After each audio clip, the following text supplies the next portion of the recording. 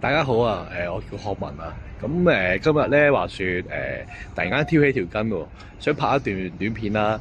係個名叫做《被討厭的勇氣》。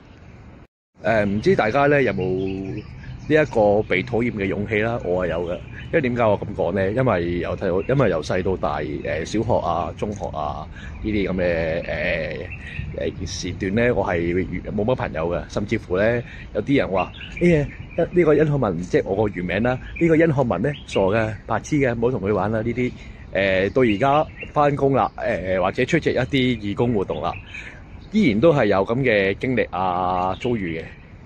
其實點解咁講咧？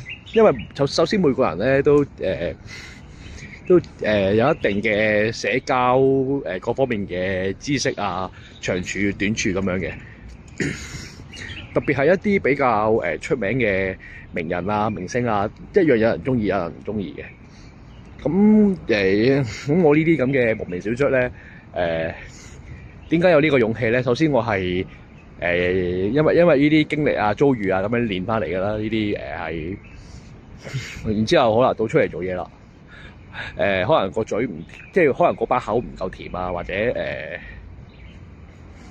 可能亂講，有時亂講嘢得罪咗人啦，自己唔知嘅。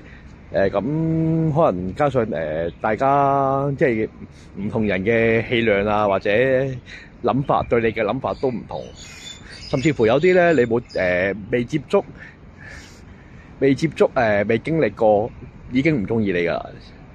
所以我覺得就每個人都應該有呢一個被討厭嘅勇氣咯。